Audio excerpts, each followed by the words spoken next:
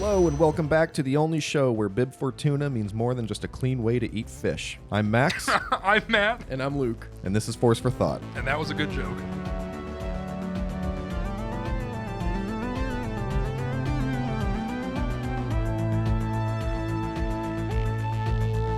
All right, hello and welcome back to Force for Thought. We have a very busy episode today. We got a lot of stuff we're going to talk about. We're going to talk about some Star Wars in the news. We're going to review a Han Solo comic, and we're going to introduce a couple new segments as well. We're going to do a character spotlight and a comment section where we're going to talk about some comments that we've been getting from some of our listeners. So if you have any comments after this show, feel free to reach out to us on social media or shoot us an email at forceforthought@gmail.com. And they can text you too, right? What's your number?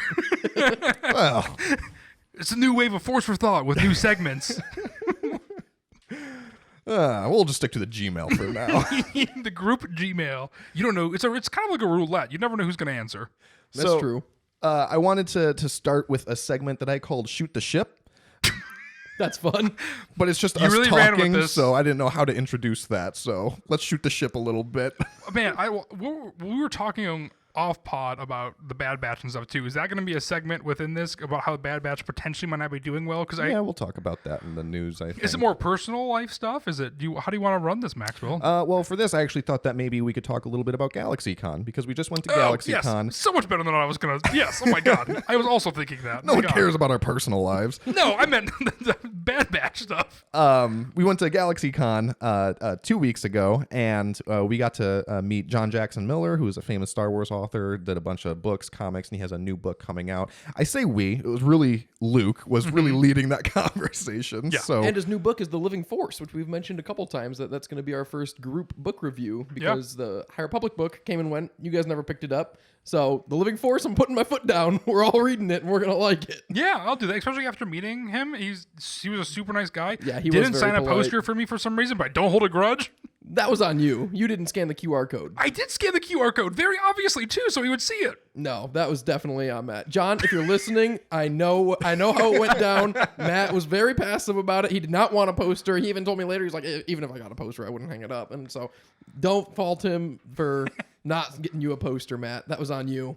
I thought you did get a poster. I didn't know that didn't happen. Yeah, I did not, which is fine too. But it was a great experience, and I didn't want to carry it around. But yeah, GalaxyCon was great. I mean, John Jackson Miller was super nice to talk to. I mean, again, it was mostly Luke, but like just even hearing what he was saying. And I know a couple weeks ago, Luke, do you want to kind of take over the story you asked him and stuff too?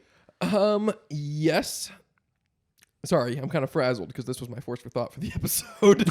I New format, folks. have a different Force for Thought that I can pivot to. Oh, thank God. But yes, I asked him, if you don't follow us on socials, you should. But I made a video a couple weeks ago about I the... thought you said that to John Jackson Miller. I was like, I do not remember that aspect. I was like, what a bold move, my friend. No, I made a video a couple weeks ago about the Obi-Wan 2-3 kids book that shows the Jedi Council from the Phantom Menace era, which is the same era that John Jackson Miller is writing The Living Force about, and the same Jedi Council. And in the children's book, there's 11 canon Jedi Masters that I was going through with my son and listing them all. And then there's one guy that's just a regular human guy. It must be like an Easter egg for the illustrator or something, but it's not Evan Peel, who's the Jedi Council member that's missing. And so I showed John Jackson Miller that picture, and I was like, what the hell, Mr. Miller, where's Evan Peel? And he was like, oh, yeah, I don't know. I didn't write this book. He's I don't like, know I don't anything know about who that guy is. But Evan Peel's in this book, and he was telling us that this was my Force for Thought, that he was writing the book, and Evan Peel has a distinct role in it, and he had to keep referring to him as Master Peel because Evan Peel is spelled E-V-E-N, and when you read that, that's just even, and it looks dumb, and so you can't just write that and expect people to read it like Evan. I really liked hearing his anecdotes about that stuff, honestly. Like, obviously, like, any author is interesting to listen to like hear their inner thinking, but especially like having to talk to an author specifically in Star Wars, which I've never done before. I thought was really cool to hear, again, things like that. Like, oh yeah, like that would make a lot of sense that they would just read even. Like, fantasy is probably super hard because things are spelled the same or not spelled the same and probably sound differently than you want them to.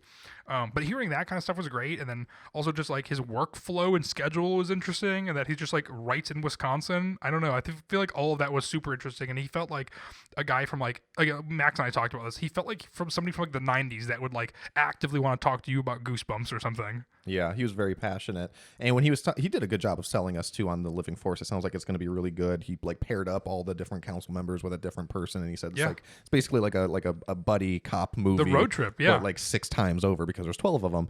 And he said similarly another issue that he had was with another Jedi Master named Yerl Poof, because his last name is Poof, and he said something like how I don't know if he said this is in the book or he wanted to make a joke about it, about how it's not his fault that in your language his last name sounds like the end of a magic trick. Yeah, I think that is in the book. Or not that exact thing, but I think that was the joke, right? That's just hilarious, which is so funny. I was also going to say, maybe it's a spoiler. I don't know. He spoiled it for us. No, yeah, he told it to us because we did ask him a couple other questions that he did I tried not to answer. get spoilers. He would not answer if Darth Plagueis is in the book, but he probably is. This is that era. The fact that the lack of answers, like, I can't say. It's like, I tried asking I don't him know. if he was going to respect Ki-Adi-Mundi's characterization of being an asshole all the time.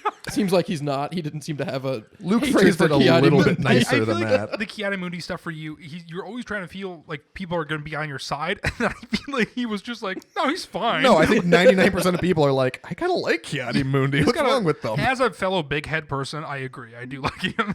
I think that's an offensive term for his people. I just remembered another reason I hate Ki-Adi-Mundi outside of every line of dialogue he has is in the Battlefront 2 2005 game, which I'm sure you guys remember playing. Oh, yeah. He's a playable character, and he sucks. He's the worst Jedi. He has the worst, like, what I don't know how to describe it. Combat feel. Yeah. It was just, But that's it one was of the not best fun. maps, though, on my Gito.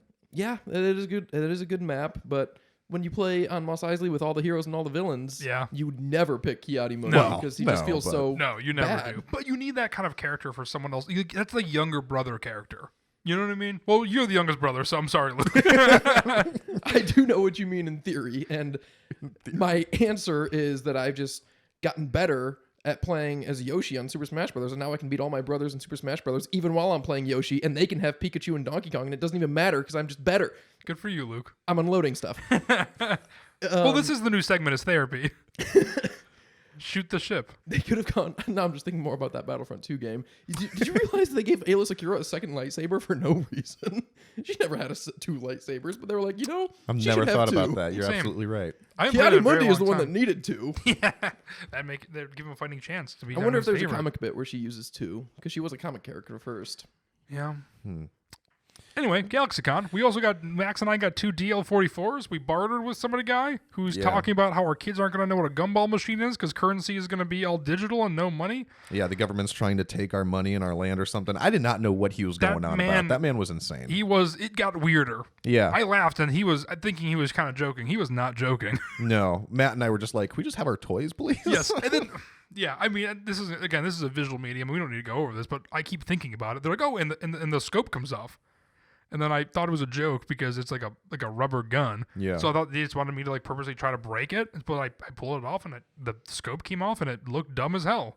And they try to sell that like it's a cool thing. Yeah. Yeah, it's a classic trying to sell a bug as a feature. Yeah, but yeah, I mean, it was great. Galaxy. Do you have anything else about GalaxyCon? I mean, we just walked around. It was great. We saw a lot of Star Wars fans, a lot of Star Wars people. Like, Yeah, no, it was great. We actually ran into a bunch of fans. It was 2 of our friends that came with us. But it was great seeing them. I was gonna riff too, but yeah, Giancarlo Esposito and Emily Swallow were there. We did not get pictures of them. We kind of saw Giancarlo, didn't we? Or was that someone else? I didn't see Giancarlo. no, I think you maybe did because I think walked away as he was coming out or something. Yeah, it was exciting. It was exciting to be in the same room. The pictures were sold out. I would have liked to get a picture. I usually know. don't get pictures when I go to cons. Same. But now that we have this podcast, I think it'd be fun to get a picture with the 3 of us. And I would. Whomever. And going back to the friends real quick, it was a weird moment for me, and the fact that like your friend Brian, Yeah. super nice guy. I don't think I've ever met him, and then the fact that he listens to the podcast apparently, and so you were like, oh, it's probably different for him to like Yeah. 'cause hear you, your voice. All the you guys time. are like technically strangers, but he Yeah. seems to know you a lot better than you would know a random stranger because he listens. That's a fun dynamic. Yeah, I've never felt that before. The power went straight to my head. I was just too starstruck the entire time by Joey Fatone. Yeah, that was insane. Actually, Joe Fortune just like walked by. We're just like, it's just what the like. That's insane. Yeah. It was interesting, the different level of celebrities at an event like that, because like Grant Yeah. Gustin was there, and I feel like Grant Gustin was like the headliner, like everyone was there to see him and everything. And then Joey Fatone was just out and about walking around, Which I'm is like, oh, crazy. that's Joey. Which seems like the opposite to be like, oh, the Flash guy. Yeah, versus But not a member even- of NSYNC himself. God, you Not guys are Ezra so Miller, old. like- Sometimes I forget. They're both 30. For the listener at home, if you're wondering why they think Joey Max got Fatone a- deserves more recognition than Grant Gustin. I am 30 as of this airing, aren't I? But it's like the CW Flash. It's like a bad. It ran for like 9 seasons. But it's also the best Flash, though. I mean, Really? it is really good. Yeah, Interesting. I think so at least. Stephen Amell was there too. No one's loving Green Arrow. Was he there? Yeah, I because didn't we know. made the joke that he's just in heels now. All right. Well, let's move on to some Star Wars in the news. None of this news is breaking necessarily, but I did want to bring it up on pod so we can talk about it and offer some of our thoughts. The biggest one being Dave Filoni's promotion to CCO, Chief Creative Officer. How do we Snaps for feel? Dave. Congratulations, Dave Filoni. A very It's a long well-earned, time coming. well-deserved raise It's promotion. I hope I it's a assume it raise. comes with a raise. That's what's so funny is that it's so like everyday person clerical. It's just like, oh, he got a promotion. Good for Dave. It's so funny to be like, yeah, but I mean, I don't know. It's like, yeah, he obviously makes sense that he should be like running stuff, especially with the content he's been pushing out. But it's so funny to be like, yeah, it just feels like he got a raise at Lucasfilm, but like it just the way it was announced, it feels like like a company-wide email. Like, oh, let's congratulate Dave for getting promoted, but it's like actually a huge deal. But I feel like usually when those things happen, they are stuffier people that are always in suits and stuff. Yeah. And so I feel like it is a big deal. So when you see headlines, you're just like, who's this freaky fucker with the like cowboy hat on? Who's like no, now Dave's the gonna be in a wolf T-shirt and a cowboy hat at a Disney executive board meeting. exactly, and it's which is kind of refreshing though. I Bob think, Iger's too. going to be at the head of the table and turn to Kathleen. Kath, who the hell is this guy? We need more. She's like, believe it or not, this is the man that we need. Did you see that quote from Bob Iger talking about the Marvels and how they needed more execs in the room, which is why he thinks it didn't do well? I'm sure that was not the problem, Bob. I agree. It's crazy to think of Dave Filoni getting a raise because, like, you've heard that story of him getting the job and how excited he was, and he's such a big fan, and everyone knows that. Can you imagine if he ended that story and he was like, "Yeah, and I was so excited to meet George Lucas and work on Star Wars," but then I asked him, like, "Well, what does it pay?" Like, you don't even think about that when you're in this situation. It's also funny to be like, oh yeah, so your salary is going to be 1.2 now. Like that's probably insane to Do be you like. think that's the ballpark that he's in? No, but like it's still crazy. okay. to They be- could, oh, they could maybe demote I don't him. know. They could demote him to minimum wage, and he'd be like, "This sucks, but okay. I mean, it's worth it to work Yeah. on Star Wars." Maybe It's a labor of love. do you think it's higher?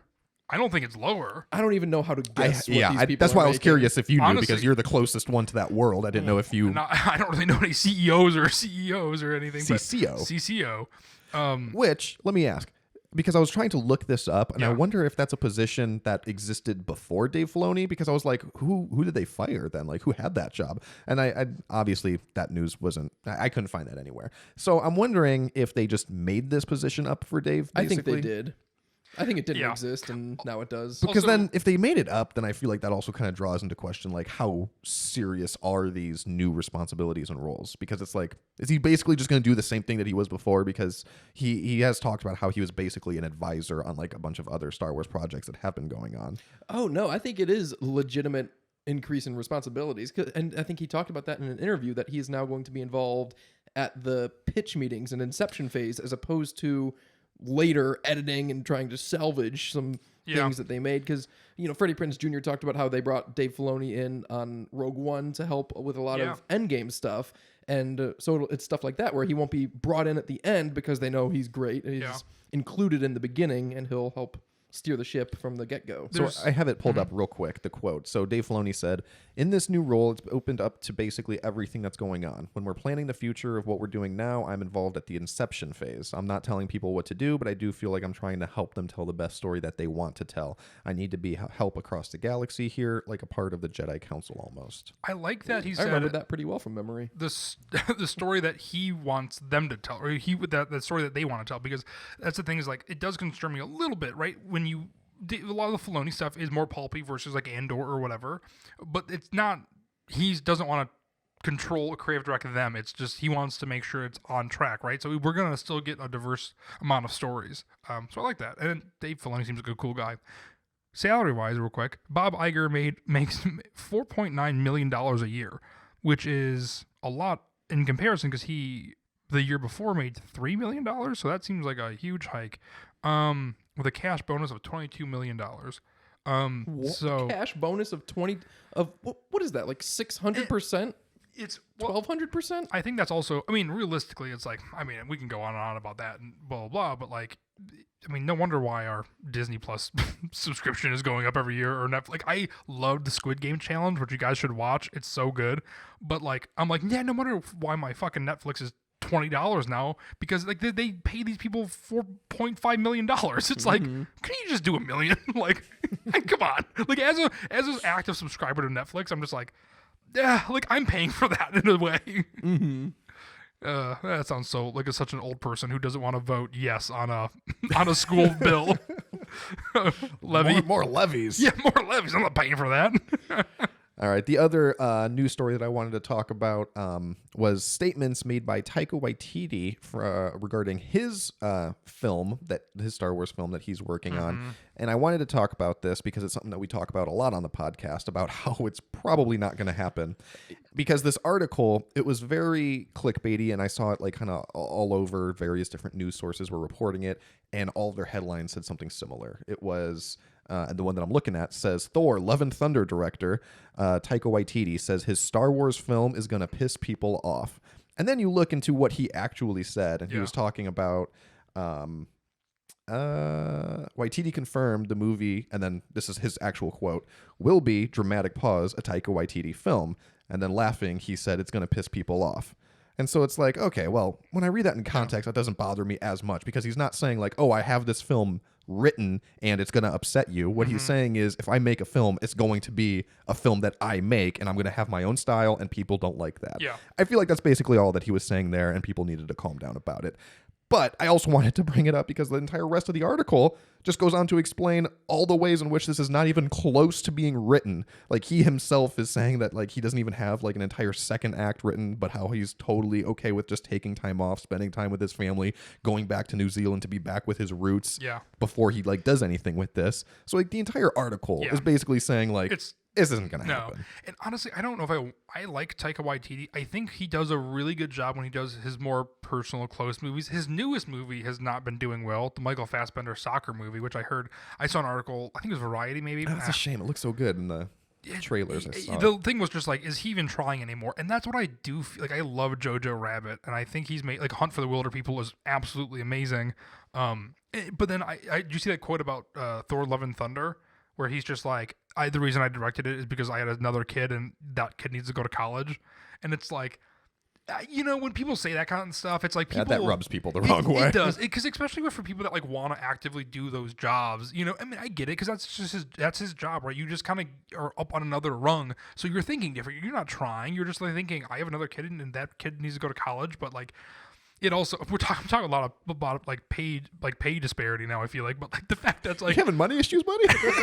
You can talk to us. What's going on? I'm talking $4.5 million. But yeah, I think it's the same thing though, where it's just like, well, that is like a different level, blah blah blah. But it's like especially with Star Wars, right? If you're just kind of be like in the MCU and you're like, I'm gonna phone this in a franchise that has been kind of dying a little bit, I don't want that for Star Wars, to be honest. And if Taika is gonna do it, I want him to make something not purposely outlandish. Like I feel like Love and Thunder was like, oh, you thought Ragnarok was crazy? Wait till you see Love and Thunder. And I feel like I don't really want that mentality with a Star Wars movie. I like Taika Waititi, again, his other stuff, but I don't know. I agree. I think his stuff, he definitely has his own style, and it works for some things and it doesn't work for others. Yeah. I don't think it would work for Star Wars. I don't want to see it either. I don't hate Taika Waititi, but like you said, I really like Jojo Rabbit. What We Do in the Shadows. I also really like Shadows a lot. Is great, yeah. I have nothing to say on the matter. This article, like you said, was not news. This is not any new information. No. Taika Waititi might be making a Star Wars movie. I bet very heavily that he is not, and I'm not going to waste my time thinking about what it could be. Yeah. All right. Well, let us know what you think. whether you think the Taika Waititi film is going to happen or not. And maybe we'll talk about it as we will in a little bit. We'll get to some comment sections. But first, let's talk about our topic of the day. And it is the Han Solo 2016 comic. It is a mini-series. It is only 5 issues long.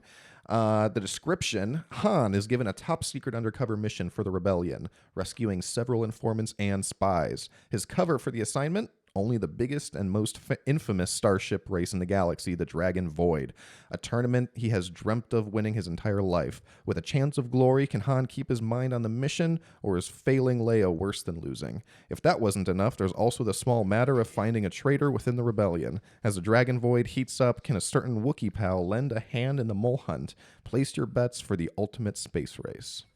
I assume that's on the back cover. Or did you write that? I pulled that off the internet. No, Okay. it's probably on the back cover. Yes, it is on the back cover. That's so funny. Oh, but there's one extra line that I missed. What Our is money is on Han and the Millennium Falcon. After all, it's the ship that made the Kessel Run in less than 12 parsecs. Yeah, I'd say it's a pretty safe bet.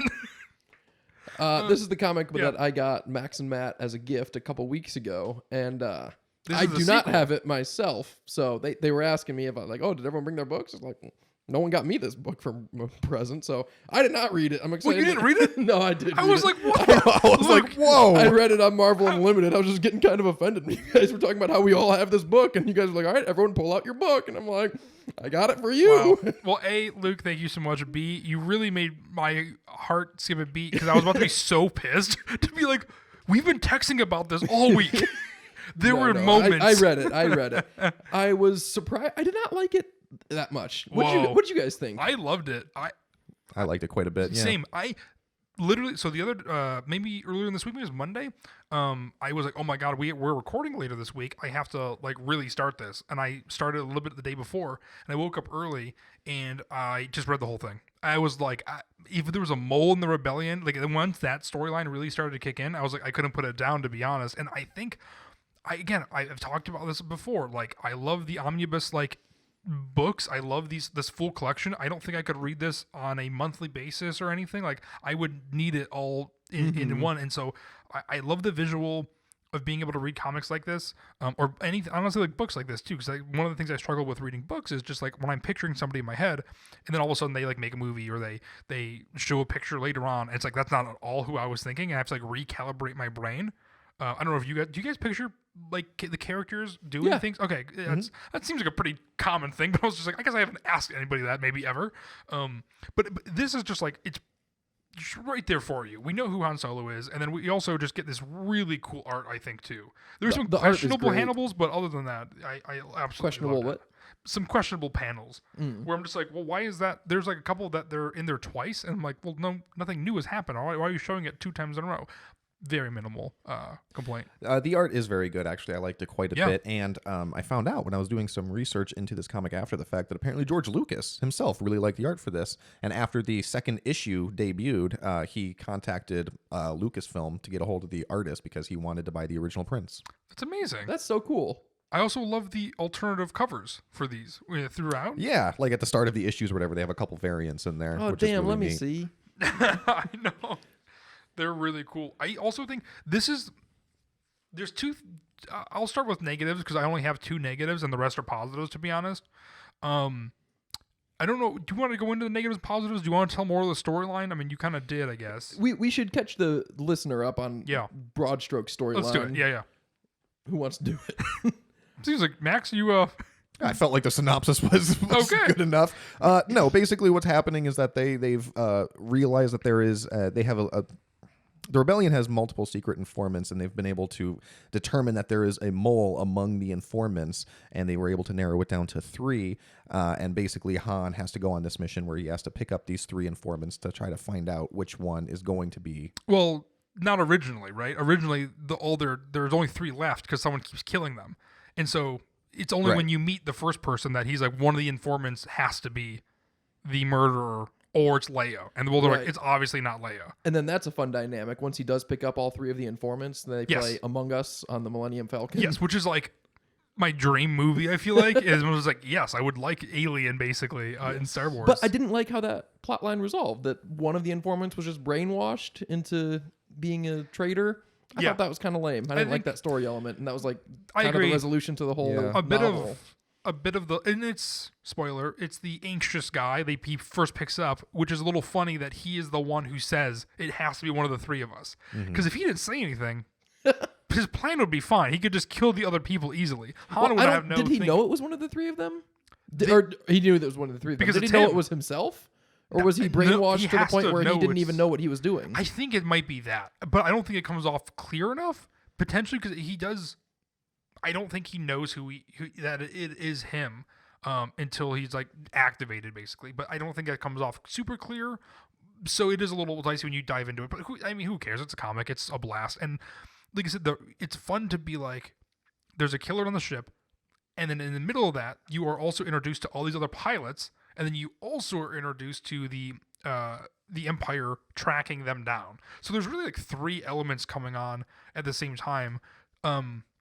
My two negatives that I feel like I can maybe just dive into is one is just like something for Star Wars. I know that like obviously Han, Chewie, and Leia and Luke are doing other things in between the movies, but to me it's like in my mind they're just like together. I don't know why. It just feels like they're doing stuff together the entire time. And then in between A New Hope and Empire, he decides to leave. That's like his first like, okay, I'm done with this. But obviously this book shows that a lot has happened in between those events. And so then it gets a little bit muddy for me because I'm like, well, how close were they in those movies? Because clearly they aren't. The ending of this helps a little bit in the fact that like Han and Leia kind of like, they touch hands at the end. There's clearly like a love interest, which then presumably leads closer to Empire. But it just is confusing for my brain to be like, this entire time I thought this, and now all of a sudden I'm reading this comic, and all of a sudden like these character dynamics are changing in my head a little bit. So that's something I didn't love at the start. Again, it kind of resolves itself. And the other one negative thing that I have is that it does that thing because it's a comic, is that every character is weird because it can be weird. And I'm just like, oh, why wouldn't this be a snow leopard person? Or why wouldn't this be like... You're saying that's a negative? Yes, I love for me. that. Because to me, it doesn't translate. Because when you're watching the movies, none of those characters are in there. So all of a sudden, you're just like, okay. So like, Han's interacting with all these different creatures in the comics, which again makes sense, but like in the movies he's interacting with 90% humans, which is fine. But again, it's just that's more of my personal hang up. But that's something that like across comics or across animated shows or anything, it's always my big hang up, is that I feel like the universe should be even, where it's like we can show these characters and they're great background characters, and then they should be, like having more like of a Bosk or having like a Cad Bane, but there's just like some sort of disconnect where there's just like this alien, this like Kaminoan almost looking alien that I'm like, I've never seen before, I'll never see again. Because he was the last of his species. Yep. We always talk about how that's exactly what I want out of Star Wars is more alien designs. I And know. the comics is such a perfect medium for it. I did not like that character in particular that do you guys remember his name off the top of your head? Asaran. There's a female, right, with the glowing. Yeah, the Oh orbs? yes, thank you. She Yep. was a female. Yeah. She Which- was a cool character, but Loreano, the last of her species one? yes, Yeah. yes, it is. Loreano, I Ooh, believe. I was not even close. But she was a super cool design, and it was like explained contextually that she's the last of her species, Yep. and so that's why you never see any of her kind anywhere else. And she looked really cool. I cannot believe that you're faulting that. That was one It's of my not favorite parts. again. That's more of a personal thing for me. Max, what's your stance on this? I also like the characters a lot and the character designs. But I want to go back to one thing that you Yeah. were saying, Matthew, about the like the characters' relationships and Yeah. kind of like their mannerisms and stuff, because I thought this was a really good glimpse into Han Solo for where he is in that moment in between episodes 4 and 5, where Yeah. episode 4 ends and he's a part of this rebellion now. And in this comic book, he's given this mission for the rebellion, and he knows this is for the rebellion. He knows there's a mission at hand, but the cover for this mission is this infamous race, and you still get that conflict within him because he's still kind of that cocky, selfish Han Solo, where he's like, I know I have to do this mission for the rebellion, but I also think I can win this race. Yeah, yeah. So he's like constantly like kind of competing those two things at the same time, and it's just like, no, Han, put the mission first, and he's Yeah. just like, but I think I can win this Yeah. thing too, and Yeah. I like that. I like that aspect a lot. Who you, Matt, have talked before about how you think it's kind of clunky. I think maybe in your Duel of the Fates. McClunky? Yes. In your Duel of the Fates synopsis, the ring that Rose uses to show the resistance symbol. Yeah. That looks like a lot better option now because Han and Chewie just go around Just with a the patch? napkin. I know. that shows the rebel The patch signet is on it. hilarious, especially in a comic. It's like what? Like, you have a cocktail napkin, basically? Should they just pull it out of their pocket and they show all these informants? They're like, no, I'm with the rebellion. Yeah. And it's like, dude, what if someone sees this? But that made me like The Ring a lot more because it's hidden. It makes sense. Yeah, yes. So the the informant being brainwashed, I wanted to talk about that too, because this came out in mid to late 2016, and right in the middle of this is when Aftermath Life Debt came out. And a big plot point to Life Debt is Temmin Wexley's father was kidnapped, and he was also brainwashed. And he was brainwashed into this committing an assassination attempt on Mon Mothma. Spoiler alert if you haven't read Life Debt, but it's really good as well. And I feel like in that time, that was like, for some reason, something big that they were trying to go for. Because I remember after Force Awakens and reading this Aftermath book and everything, thinking Kylo Ren is being brainwashed because they have that very specific scene where he's confronting his father on the bridge right before he kills him, and there's that sun, and while it's still light out, he has that glimpse of lightness in him, and then when it turns dark, he's like more committed to the dark side, and he's like seemingly brainwashed once it goes dark. And that's consistent with the Aftermath book, where it was a light thing, where when the sun went down, Temmin Wexley's father was brainwashed, and that's when he committed like these atrocities, basically. So I feel like maybe that's what they were trying to go for. Like, they were trying to like set up all of this stuff because they were going to establish that Kylo Ren was actually brainwashed and he is still good, and then none of that just came to fruition. I don't know, but this isn't the only thing of that time that had to do with brainwashing. I know we've talked about this before, that scene. I think it is just more of a visual storytelling.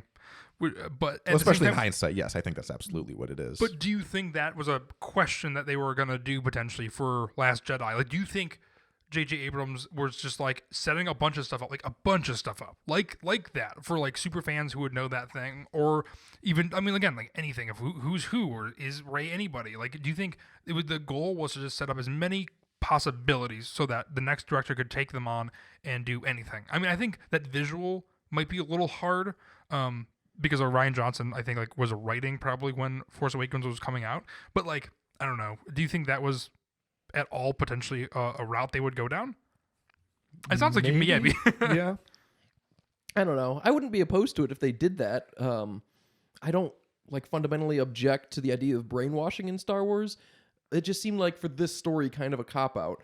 It doesn't help that I'm also at the same time as this reading another comic series that I'll be going rogue about next month, but in it I'm not going to get too into it, but there's this Galactic Alliance admiral that's like the head honcho, and he gets also betrayed and shot in the back, and it's like, oh, why did this person do it? And his family was captured by the Sith and they're being tortured, and it's like, okay, that's a good reason. That's dark. And then the admiral is like, well, try to save your family, and for my part, I forgive you, but you are going to have to be tried and found guilty and executed, so you're forgiven but not excused. And it's like, shit, that's intense. And then this is just the polar opposite. And Yeah. This is, so you didn't like this? no, I didn't like that element, and that was like, to be fair, we never climax to the- saw. I mean, he was able to turn him over to the rebellion and say this was the spy or the mole, Yeah. but we never really saw the outcome of that. That's we don't know true. what the rebellion was going to do with him. There was something. Not to imply that they were going to kill him, Yeah. but Right, but I think it implied more that it was not his fault. Like, as he was Yes. subdued, he kept saying, "It's not me. It's not. I'm not a me." killer. Yeah, The guy that Leia is with the entire time was the front runner of who's gonna be bad. yeah, because he was an asshole. He was a dick. Yes, exactly. Because I was like, is it getting too obvious that it's him? And I think that's part. Like, again, when I read a little bit of the comic on like a Sunday, I think, when it was like, oh, this is a cool mission, this is a cool race, and then all of a sudden on a Monday, when I got to being the first guy they picked up, when it was just like, oh, there's a killer amongst the three of us. Then that's when I read the rest of it. But I was like, my money's on this guy. 'Cause Yeah, he's I the was dick. thinking it was going to be that pilot with the really cool alien design because she was in it a lot. Yes. And I don't know why she was in it that much. And I didn't really get where her character went at the end. So, To a different galaxy again. Exactly. They keep doing it that wasn't now. a different galaxy. It was in was it not? between time. let's and explain it for space. those that haven't listened, So that is haven't the- read it. So, what happened to her? Well, at the very end, basically, she They get realizes to the end of the race. And yeah, and she wins, and she's able to, which I'm confused about too, because she's won the race before. And Has she? I believe she has, right? I think that's. I think they did say that. Yeah, which I is- thought the exact same thought. And they say you never need to work again, but it's like, well, why does she do this every year? And she wins every year, it seems like. But then at the end, for some reason, she's able to on first read, she's basically reunited with her family and goes through a black hole and is, again, like Max said, kind of somewhere between space and time. But is that like, that just seems going into Ahsoka a little bit then, right? Like, it's just like, Yeah. do you go to the world between worlds? Like, it's a little confusing, I think, in that regard. But basically, she's reunited with her family, and she's basically she's going to sacrifice herself. And I think it's her sacrifice that she's thinking and she's going to do is then what opens it up, and then everybody goes into the black hole, Right. and then they have a chance to stay there, and then they don't, and then obviously she stays with her family, and everyone else goes back. And also the other pilots are really cool too. There's The a other lot pilots of were cool, but I don't want to get too No, far no, away go from the for end of it, the yeah. race because I still don't really understand how that worked. Because the end of the race, which is a cool idea for a space race like this, it's not a circuit. You don't end where you started. There's like a one-way classic Michael Scott fun run. there's a one-way portal at the end of the race that takes you back to the start. Yeah. But it only works for the first person that gets there, and everyone else is just stranded out there at the edge of the galaxy. But when this expert ace pilot alien goes through it, she gets teleported to her people in some other place outside of space and time, and then she brings all of them back to save Han Solo and the other racers from the Empire, and then they're all able to go through the portal. But I thought it was like only the first person could go through the portal. That just all seemed inconsistent and unclear to me. They made a couple comments about how they don't really the Dragon Void uses this as like the ending of their race, but even they don't really know how it works because it just kind of Seems teleports them smart. back to the Classic beginning. Oppenheimer. And I think she did know how it works because she talked about how like the Dragon Void was first created by her species and this machine was created. So I think she knew how to use that and use this ability to get to where she needed to go. Because in an earlier issue in the series, she also summons this giant space jellyfish from between That's space true. and time I as forgot well. about And that. I think that's the thing too. Is this is worth a reread, I think, too, because I'm focusing on Han Solo's storyline, to be honest, and I'm also trying to figure it out as I go. Like, I'm like, is she bad? Like, are the other pilots going to be bad? Because at one point, when Han Solo comes out of it and she's like her ship is facing his, and I'm like, oh, is she the one who set this whole thing up? Like, there was so many things like that. So I feel like I probably miss a million little details. They did a good job of introducing enough characters to keep you on your feet because like one of the informants for the rebellion also had this random bodyguard suddenly, and so it was like you also kind of thought that maybe this person was the killer. And then like the Snow Lion person is like very brash. Yeah. And also like murdered somebody else, I think. I can't remember. In their backstory, Yeah. she said that Chewie murdered her baby. Oh, yes. But then they went on to explain that her quote unquote baby was a baby Rathtar that she was delivering for somebody else and it was supposed to be like a giant payday for her or something. Yeah. So they accepted a lot of questionable characters in a really interesting setting. And that's why I really did like it, because there was like a million components to really hone in on. And like, again, it's one of the things is like, maybe I got to go back and hone in more on the actual world building aspect of it versus the actual story of it. Like I said, how does this? It just also is just so funny. It's like the Empire hates this race, like they want to shut it down, but it's like, well, you can probably do that. Like, it's so funny. You can guess the universe is too big, bigger fish to fry. So what do you guys rank this comic book story on a scale of 1 to 10? If I'm Luke Taylor, I'm gonna say it's a Star Wars 10 out of 10, but a normal a 12 out of 10. well, I liked the way you phrased that, rank instead of rate, because rating is so arbitrary. Ranking, it's one of my least favorite Star Wars comics that I think I've read, because I generally like Really? most of them, and I didn't really like this one all that much. Oh man, that's disappointing. All right, well we're gonna have to try to review another one then. That I was kind of hopefully bummed you like too. a little bit better. We should I start- did really like the art. Yeah, The the art art's was so fantastic. cool. And I feel like we say that about almost every single comic, but this one is in a tier above most Star Wars comics. No, I can definitely find some comics that had very bad art. I'm not going to, but I agree. it is this out there. There's This a couple one's on your better- wall I don't far- care for. This one's There is, far better than I think almost all of the other.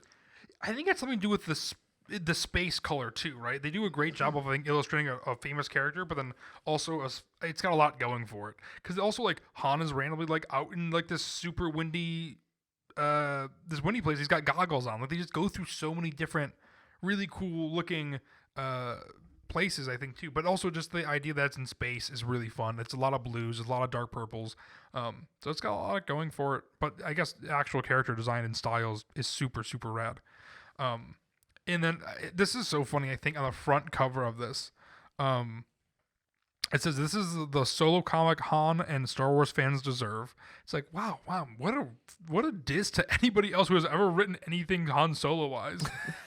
And then also, I'm just like, man, It was early enough in the Disney era that they're just saying that about all the legend stuff that doesn't matter in their eyes. you know, it's so funny. Like reading the back of this cover now, everyone's favorite scoundrel goes solo. Such low hanging fruit, which is a lot coming from the people who have the Rogue Ones as a segment, or ship talk, or hit the ship. What do you call it?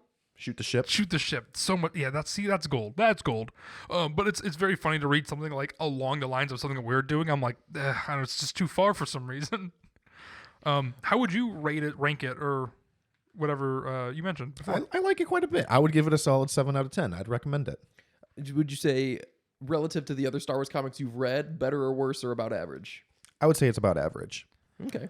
Interesting. There's I'm definitely interested, better, definitely worse. I'm interested in reading another one like this, and then being able to rank it, kind of like where we would rank, obviously like how we rank the movies or TV shows. It's just like we don't have to do that intensely because it's just gonna be a random amount. Yeah. But I would love to see this too. I would also think I'd give it like a 7.5. And the first read though, which I think is pretty good because I feel like again I really like the story. Then there's a couple hangups I have, but that's more like personal. I don't fault that for this book whatsoever. It's just my view on things. Mm-hmm. One other story detail that I never really understood was those light orbs that the They're living alien things. pilot had. Yeah. I also think they are the ones that are able to access things. I could be wrong, but I think they are the ones that see the purity in somebody, which is why they follow Han Solo. Well, the one of them follows Han Solo at the See end. the what in somebody? The goodness in purity? them. Oh. Yeah. So I think that's like another thing where it's like he is doing this scuzzy thing, but for a good reason, but also like Max, like you said, he is doing something kind of selfishly for himself simultaneously. But I think as the audience is like, oh yeah, this light orb knows that he is a good person, deep down. And I think that's potentially how they access the other portal when they're like, oh, she is going to sacrifice herself. So in order, when she was going to sacrifice herself, I think the orbs were like, oh, you can now be with your people because you've completed the life journey. Was she going to sacrifice herself? I thought I believe Han was so. going to sacrifice, or When Han. she came back or when she went through the portal? When she went through the portal, I thought. I don't think going through the portal was the sacrifice. I think because she went through the portal and basically came back with like all of her people. And so I think that was like, You know what's funny? I feel like they described this so perfectly. And I'm sure we're both just. I didn't take any notes on this. I just wanted to enjoy it. Unlike the holiday special, I just was like, I gotta write all this stuff down. we got a lot to say about the holiday specials. Listen to next week's episode. Yes. Sorry, Luke. You're trying to find it right now. I'm trying to find it because it was unclear, which is why I didn't like it. I mean, that set up a lot of interesting things with the lore of this alien, last of her kind, Yeah. and the lore of the race, and the lore of the mole and the rebellion. And then I think it all just kind of fell flat in the last issue. I think it's none of it was resolved as satisfyingly as I wanted it to be. I do feel like it's maybe one too many things. Like take the alien out, great story, maybe by itself. But I think like the race and the killer on board, it could be more focused towards the end because you only have X amount of pages, X amount of panels to do that. So maybe it is just too many Maybe it is things. overstuffed because there's also the Empire, and Yes, I didn't really get the Imperial presence. They showed up No. to shut down the race because they don't like the race. Yeah, good. I think that's the thing too. That what I mean by like Han Solo's just like a wanted man, like bigger than we've ever seen before. Because at first it was just like, oh, he's kind of like a scuzzy dealer that like Jabba the Hutt specifically wants. But now like there's wanted posters all over for him and stuff in the comic. I was like, oh, well, that's like a little bit of a different character than we were led to believe. I feel like I could It be makes wrong. sense though. He helped take down the entire Death Star. He'd be wanted man by the Empire at this point. I guess that's true. Yeah, and I liked how I didn't notice those wanted posters Mm-hmm. because he was talking to Imperials like he wasn't on the Death Star most wanted list Yeah. in the universe, and I thought that was cool seeing him at a time when he is affiliated with the Rebel Alliance, but he's not so instantly recognizable by anyone in the Empire Mm-hmm. that if he sees a stormtrooper, he has to immediately run away. That's I, one of those. I liked that element, but now you're saying maybe That's just one of those things to me that it's just like if he would. I mean, you would. The people that would know that he did that are dead on the Death Star. Like no one really got away. I mean, a couple people got away, but like I mean, Darth Vader got away. yeah, that's what I mean. But I don't think he's just like Han Solo's the guy who has to go out. I think his he's looking bigger picture. That's one of those things I just like, don't like when they do in comics or movies even too. When it's just like, oh, main character is main character, but it's like, oh, Han Solo would make sense if he's still undercover, but there's wanted posters everywhere for him. So it's like, well, Leia trusts Han, but like realistically for the mission to go in this really public race, probably not the best choice if that's true.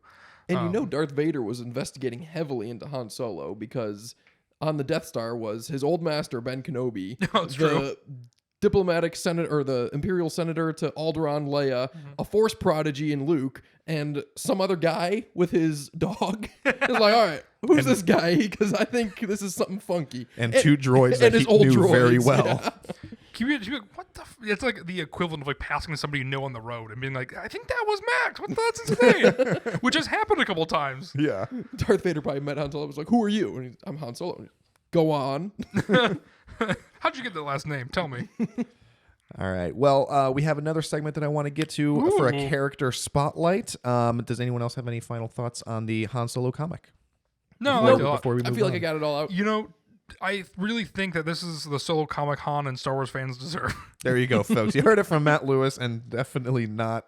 Comicvine.com, the most trustworthy source. It's an interesting line I'm trying to balance between being positive about Star Wars and also trying to maintain credibility, that I'm not just gushing over everything, because I frequently do say everything is That's true, excellent. yeah. And so it's nice to show the listeners that I don't just default to loving everything. Sometimes it doesn't land for me, Sometimes it and does. that really just goes to show that the High Republic is excellent. There you go. Luke got his plug in. He'll make his commission. Yep. One of our listeners emailed to us once that does Luke get royalties for mentioning the High Republic every time? And when I read that, I chuckled and I was like, "Oh my god, could I?" Is that possible? Is that possible? Have I been doing is- this for free the entire That time? seems like the easiest job ever. He is open. Gotta find a way to make money off this. It's simply too, Too good. All right. Well, as the intro alluded to, the character that we are spotlighting today is, in fact, Bib Fortuna. Bib Fortuna was Hey everybody, Matt here. Max had this new segment called Character Highlight, and he went into detail about Bib Fortuna for about 20 to 25 minutes, and so we figured we'd just cut this down and save you that agony. I'll leave a little bit in, but again, hope you enjoy the rest of it.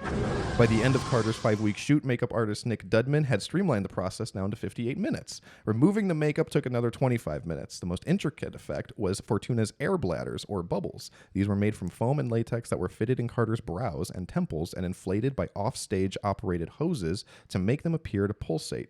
Carter also used Dayglow orange contacts and claw-like finger extensions. We've mentioned before how we want community engagement and your advice and feedback. So let us know, listener, if you think that the character of the day Wikipedia article is worth reading every week. I thought it might have been a little long. A little too long? We can cut it. We can cut it. I think it's one of those things where I think we just got to go. Like, it's more interactive because I was just like, "Whoa, this is going hard." Me Yeah. and Luke were both like, "Is this? Do we get what's going on here?"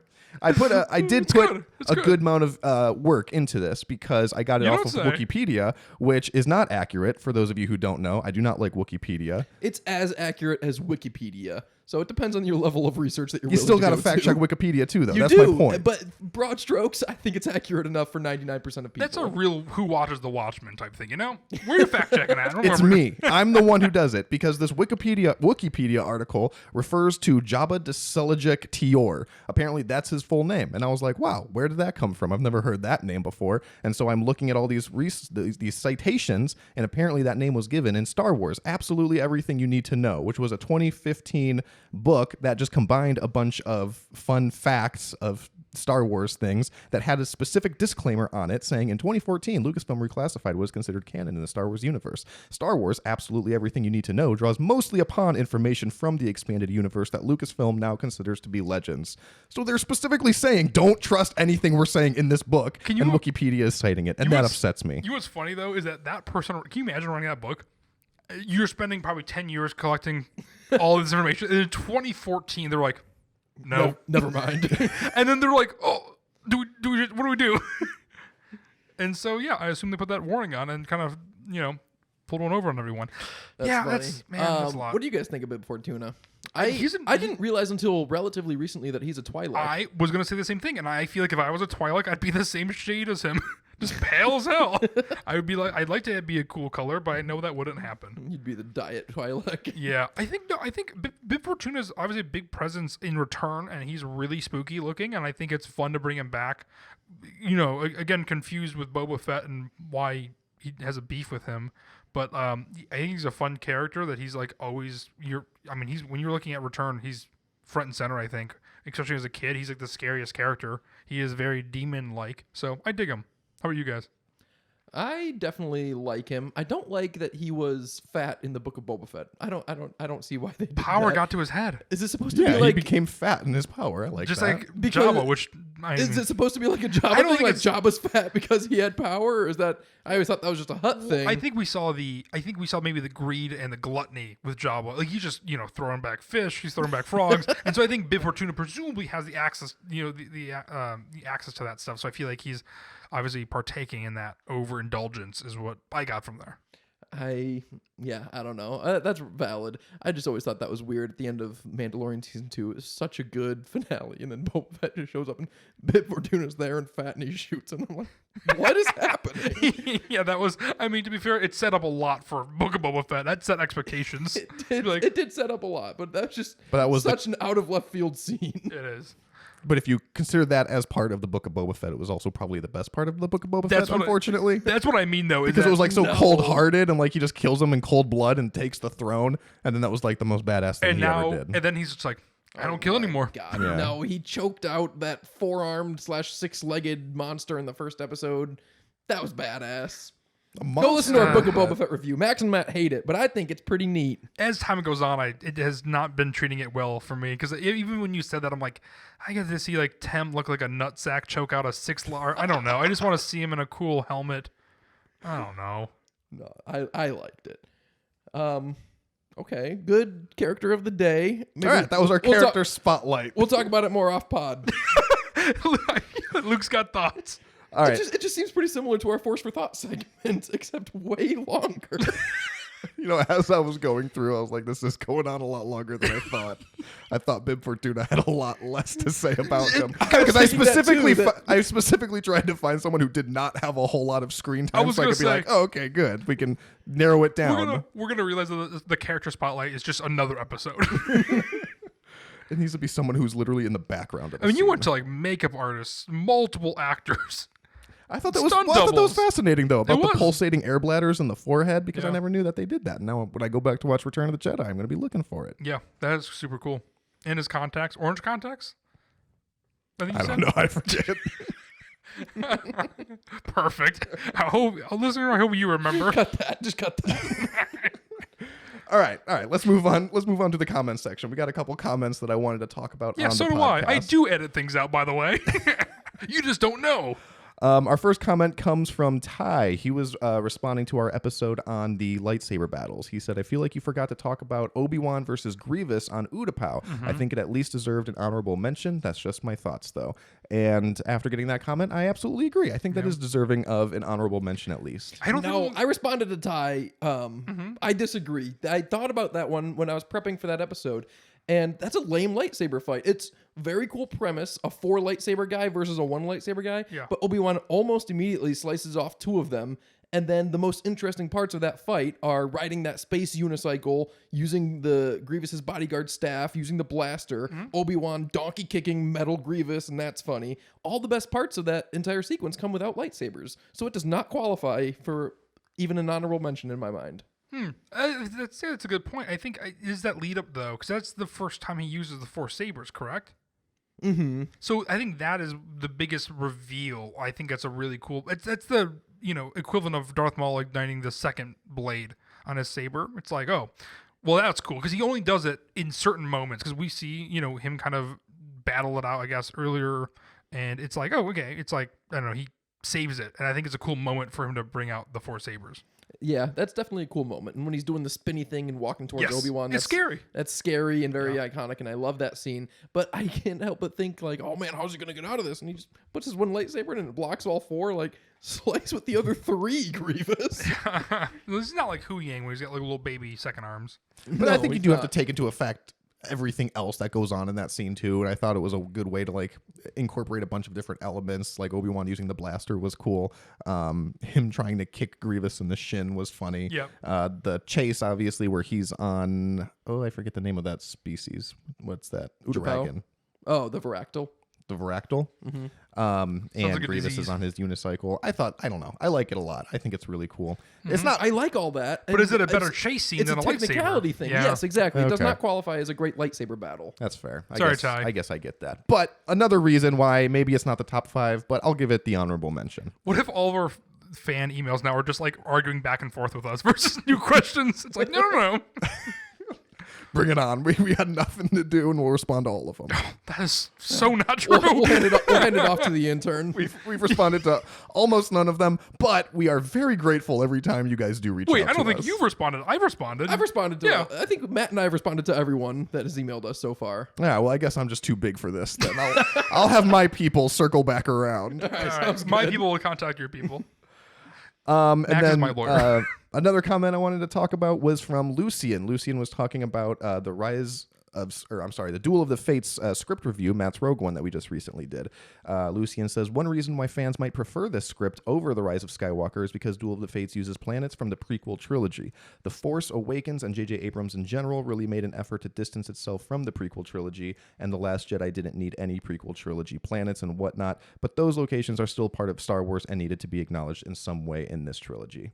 And I agree. I think that's probably one of my least favorite parts about the sequel trilogy is the fact that you don't get to see any of those planets from the prequels that we really liked. Yeah, I think it was trying to separate itself so much because even at the time, to be honest, you think that 2015 was a different time in the Star Wars fandom where the prequels were still pretty much hated on. Exactly. Like, That's what I honestly, was telling yeah. Lucian, which I guess Max clearly doesn't check our email sent folder. But I was But saying, you know what's funny? He read the email that I responded to Joel Cotter. Again, shout out to Joel Cotter.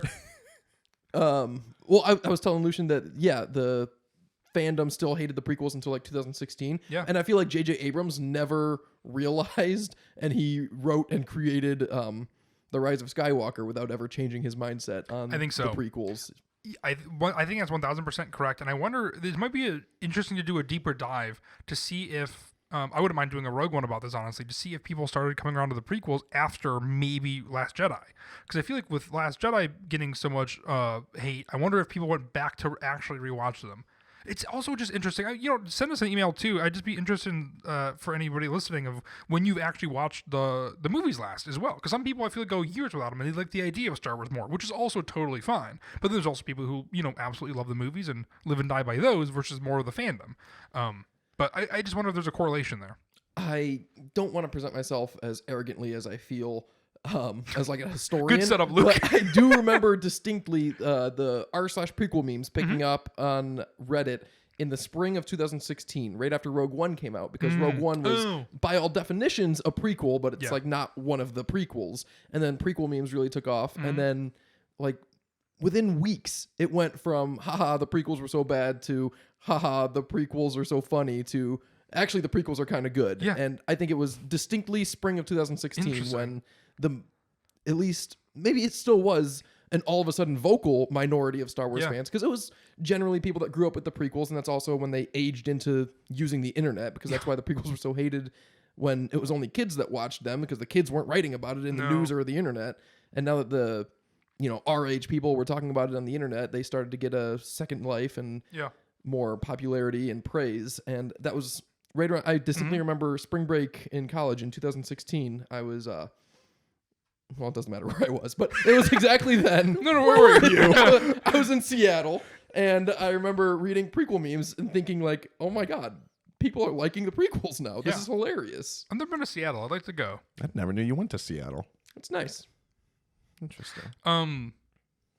Maybe I was gonna say maybe we should do a collaborative Rogue One on to pinpoint that stuff, but then that's just basically an episode. We should just do an episode on that maybe.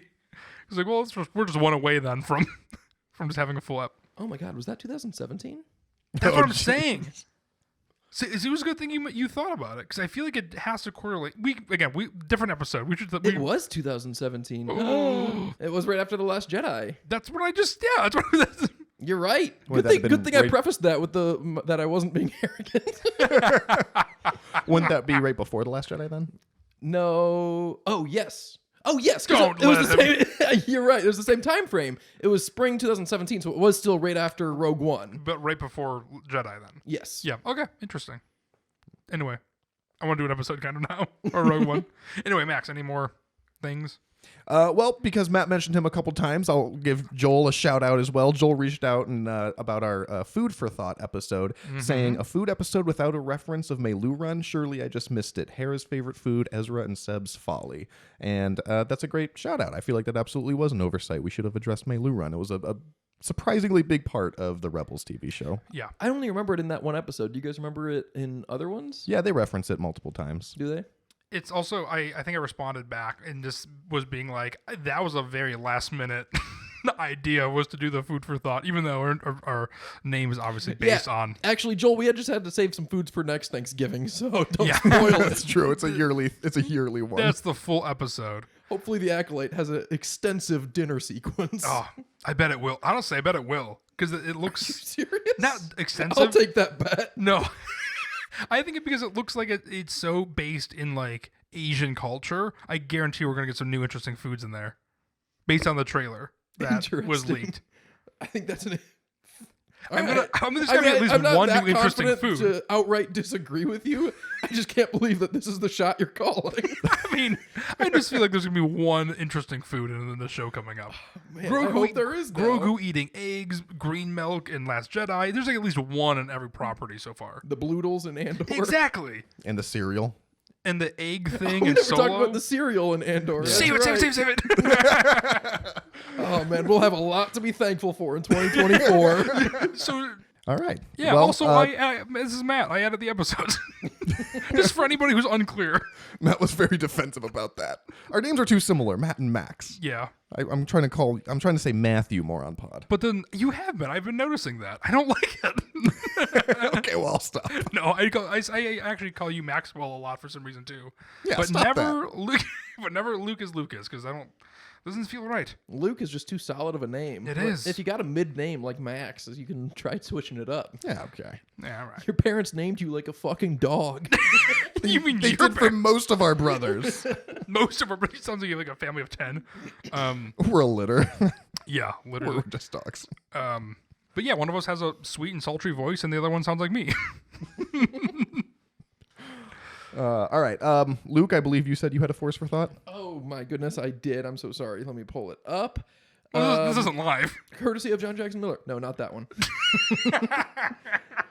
I was watching the Clone Wars recently, and it was an episode with Bail Organa, and he refers to a humanitarian crisis on Ryloth to the Toydarians, and they're trying to negotiate de facto a treaty to send food and supplies and medical supplies to Ryloth for what he refers to as, quote, a humanitarian crisis. Do we think that is a bit That's racist of a term to refer to? Ryloth is explicitly Twi'leks, so they're definitely not human. Do we think he should have chosen a different word? A Twi'lectarian crisis. Luke, going back, I think cannibalism is the cannibalism in Star Wars universe. You're using things like humanitarian. You're just so humanocentric that you think you just can't open your mind to all these other aliens. Not me. The Star Wars universe is telling you that. The Star Wars universe didn't tell us anything about cannibalism, but Bail Organa does seem to That's be true. telling us that humans Humanitarian. are all that matters in terms of language. That's so funny. You know that is funny. Is like in the fact that like, would you change that to like you said like Twi'lek or something like Twi'lekitarian, or is that something that somebody would pick up on, or do you say humanitarian? Like obviously there's like the level of like the universe and the galaxy, but then there's like the production side of like, do we say humanitarian just so people catch on quicker to what we actually need as well? Or do you think that would be something that like if they, because it seems like a pretty simple switch though too, that you could You catch could just say like on, but- peopleitarian or sentientitarian or yeah, because something. it's not like Star Wars hasn't done that before, where they change like a word to like, oh, it's like, instead of human, it's just like I don't know, galactic whatever or something.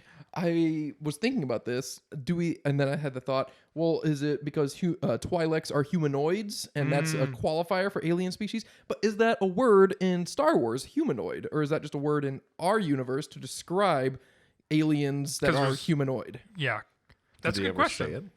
I can't remember them ever saying the word humanoid. feel I'm like- pretty sure they say the word human in Star Wars, right? They refer to humans. You know what? I bet they.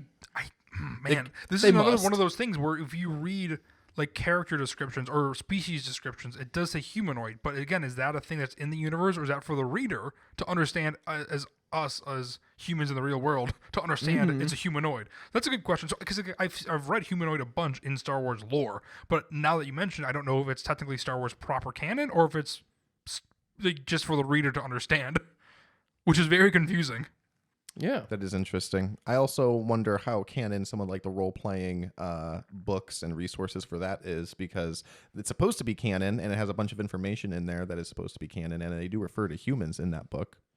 I don't think those are canon. I think, well, I guess I don't know. Was it from the 2015 everything you that- know about Star Wars or whatever? They're modern. They're from the Disney era, but I'm pretty sure if you asked like Pablo Hidalgo, he would say those are not technically canon. Oh, I thought that they were. Maybe not, though. Honestly, it would be cleaner if they weren't, so I don't want to argue it because I hope that is the case. Yeah, I'll look it up maybe, and I'll talk about it next week. We already recorded next week's episode. I don't talk about it next. All right, well, let us know what you think. Reach out to us on social media, Facebook's, Instagram, Twitter, all the ones you can think of. Yes, and since we are gonna record, you're gonna listen to next week our holiday special. We are also taking the week off after Christmas, in between New Year. So again, we'll shout that out next week as well. But I figured I just, if people are like needing this episode, if people are like, I rely on this every week as my therapy. Yeah, We just start wanna let planning you a know. backup now. Yeah, skip Rogue One. Listen to it then. It's worth it. See you, Sammy.